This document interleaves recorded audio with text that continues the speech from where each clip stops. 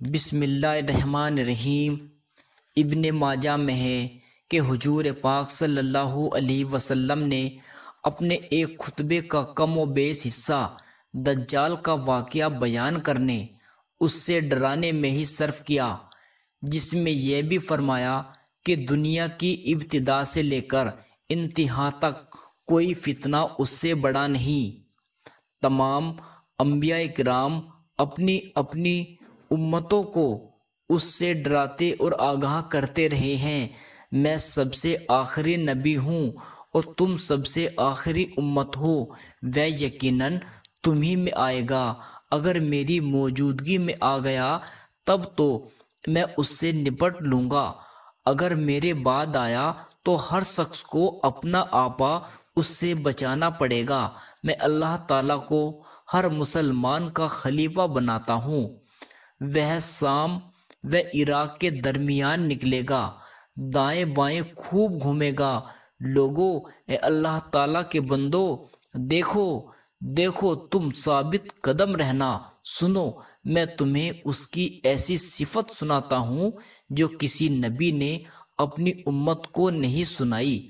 وہ پہلے تو دعویٰ کرے گا کہ میں نبی ہوں، بس تم یاد رکھنا میرے بعد کوئی نبی نہیں۔ پھر وہ اس سے بھی بڑھ جائے گا اور کہے گا میں خدا ہوں، بس تم یاد رکھنا کہ خدا کو ان آنکھوں سے کوئی دیکھ نہیں سکتا۔ ہاں، مرنے کے بعد دیدار باری تعالیٰ ہو سکتا ہے۔ اور سنو، وہ کانا ہوگا اور تمہارا رب کانا نہیں ہے۔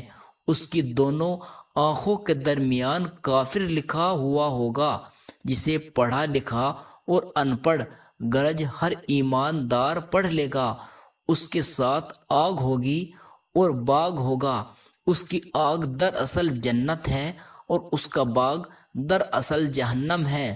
سنو، تم میں سے جسے وہ آگ میں ڈالے وہ اللہ تعالیٰ سے فریاد رسی چاہے اور سورہ کاف کی ابتدائی آیت پڑھے، اس کی وہ آگ اس پر ٹھنڈی اور سلامتی بن جائے گی، جیسے ابراہیم خلیل اللہ پر نمرود کی آگ ہو گئی تھی۔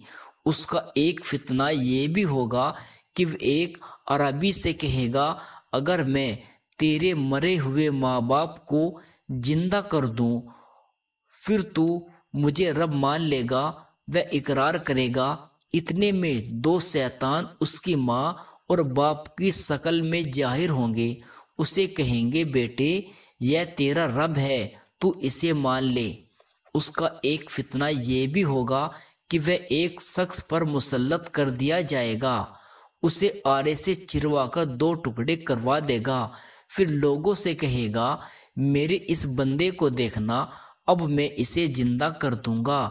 لیکن پھر بھی وہ یہی کہے گا میرا رب تیرے سوا کوئی اور ہے۔ چنانچہ وہ اسے اٹھائے بٹھائے گا۔ وہ خبیث اس سے پوچھے گا کہ تیرا رب کون ہے؟ وہ جواب دے گا میرا رب اللہ تعالیٰ ہے اور تو خدا کا دشمن دجال ہے۔ خدا کی قسم، اب تو مجھے پہلے سے بھی بہت زیادہ یقین ہو گیا۔ اس کی سند سے مروی ہے کہ حضور صلی اللہ علیہ وسلم نے فرمایا وہ مومن میری تمام امت سے زیادہ بلند درجے کا امتی ہوگا۔ حضرت ابو سعید خدری رضی اللہ تعالیٰ عنہ فرماتے ہیں اس حدیث کو سن کر ہمارا خیال تھا کہ وہ شخص حضرت عمر بن خطاب ہی ہوں گے۔ آپ رضی اللہ تعالیٰ عنہ کی شہادت تک ہمارا یہی خیال رہا۔ حضور صلی اللہ علیہ وسلم فرماتے ہیں اس کا ایک فتنہ یہ بھی ہوگا کہ وہ آسمان کو پانی برسانے کا حکم دے گا اور آسمان سے بارش ہوگی۔ وہ زمین کو پیداوار اگانے کا حکم دے گا اور زمین سے پیداوار ہوگی۔ اس کا ایک فتنہ یہ بھی ہوگا کہ وہ ایک قبیلے کے پاس جائے گا اور وہ اسے نہ مانیں گے، اسی وقت ان کی تمام چیزیں برباد اور ہلاک ہو جائے گی۔ دوسرے قبیلے کے پاس جائے گا جو اسے خدا مان لے گا، اسی وقت اس کے حکم سے ان پر آسمان سے بارش برسے گی اور زمین پھل اور کھیتی اگائے گی۔ ان کے جانور پہلے سے زیادہ موٹے، تازے اور دودھ والے ہو جائیں گے۔ سوائے مکہ اور مدینہ کے تمام زمین کا دورہ کرے گا۔ جب مدینہ کا رخ کرے گا تو یہاں ہر راہ پر فرشتوں کی کھلی تلواریں لیے ہوئے پائے گا، تو سب کا انتہائی حد پر جریب احمر کے پاس ٹھہر جائے گا۔ پھر مدینہ میں 3 بھوچال آئیں گے۔ اس وجہ سے جتنے منافق مرد اور جس قدر منافقہ عورت ہوں گی تو وہ سب مدینے سے نکل کر اس کے لشکر میں مل جائیں گے، اور مدینہ ان گندے لوگوں کو اس طرح اپنے سے دور پھینک دے گا جس طرح بھٹی لوہے کے میل کچیل کو الگ کر دیتی ہے۔ اس دن کا نام یوم الخلاص ہوگا۔ ام سریق رضی اللہ تعالی عنہ نے حضور پاک صلی اللہ علیہ وسلم سے دریافت کیا، یا رسول اللہ، اس دن عرب کہاں ہوں گے؟ فرمایا، اول تو ہوں گے ہی بہت کم، اور اکثریت ان کی بیت المقدس میں ہوگی۔ ان کا امام ایک صالح شخص ہوگا جو آگے بڑھ کر صبح کی نماز پڑھا رہا ہوگا۔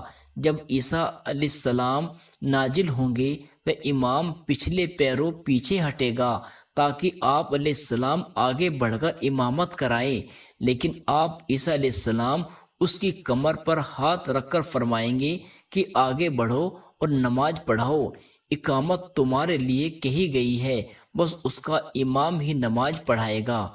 نماز سے فارغ ہو کر آپ علیہ السلام فرمائیں گے، دروازہ کھول دو، بس دروازہ کھول دیا جائے گا۔ ادھر دجال 70,000 یہودیوں کا لشکر لے کر موجود ہوگا، جن کے سر پر تاج اور جن کی تلواروں پر سونا ہوگا۔ دجال آپ عیسیٰ علیہ السلام کو دیکھ کر اس طرح گھلنے لگے گا جس طرح نمک پانی میں گھلتا ہے، اور ایک دم پیٹھ پھیر کر بھاگنا شروع کر دے گا۔ لیکن عیسیٰ علیہ السلام فرمائیں گے، خدا نے مقرر کر دیا ہے کہ تو میرے ہاتھ سے ضرب کھائے گا، تو اسے ٹال نہیں سکتا۔ چنانچہ عیسیٰ علیہ السلام اسے باب لود کے پاس پکڑ لیں گے اور وہیں اسے قتل کر دیں گے۔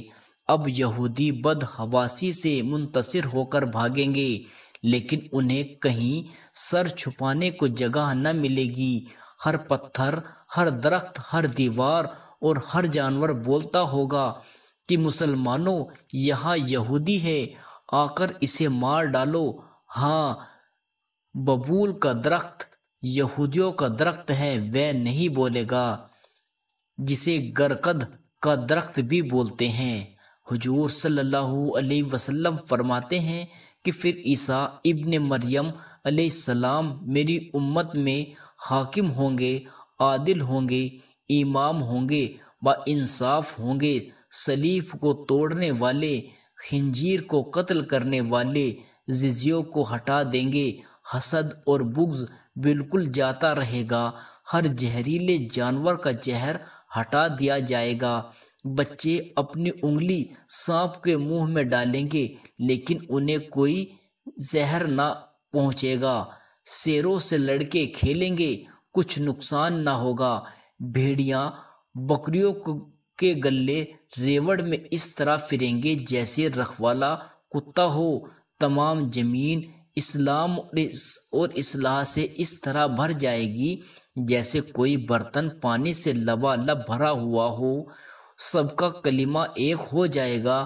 اللہ کے سوا کسی کی عبادت نہ ہوگی، لڑائی اور جنگ بالکل موقوف ہو جائے گی، زمین مرل سفید چاندی کے منور ہو جائے گی، ایک جماعت کو ایک انگور کا کھوسا پیٹ بھرنے کے لیے کافی ہوگا، ایک انار اتنا بڑا ہوگا کہ ایک جماعت کھائے اور سیر ہو جائے، بیل اتنی قیمت پر ملے گی، گھوڑا چند درہموں پر ملے گا۔